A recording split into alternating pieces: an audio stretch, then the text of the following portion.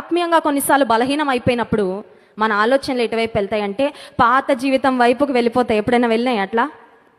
వదిలిపెట్టేసిన సినిమాలు ఉంటాయి కదా, ఆత్మీయంగా కొంచెం బలహీనం అయిపోయినప్పుడు అప్పుడు అపవాదం అంటాడు, అప్పుడు వదిలేవు కదా అక్కడ, ఆ సీరియల్ నంబర్ 102లో ఆపేసావు, ఆ తర్వాత చాలా వచ్చినాయి, అవన్నీ ఒకసారి వెళ్ళి చూసే, కొంచెం నెమ్మదిగా ఉంటుంది నీకు ప్రశాంతంగా. లేదంటే అప్పుడు సినిమాలు వదిలేసావు, అప్పుడు అలాంటి అలవాట్లు వదిలేసావు కదా, ఒక్కసారి మళ్ళీ వెళ్ళి go back to that old life, పాత జీవితానికి తిరిగి వెళ్ళు అనే శోధన కొన్నిసార్లు వస్తుందండి. నువ్వు ఇంకా డబుల్ కేర్ఫుల్గా ఉండాలి, ఎందుకంటే నువ్వు పడిపోతే అందరు పడిపోతారు నీతో పాటు. నువ్వు తప్పుదారిలో వెళ్తే అందరూ తప్పుదారిలో, నువ్వు చెడిపోతే అందరూ చెడిపోతారు.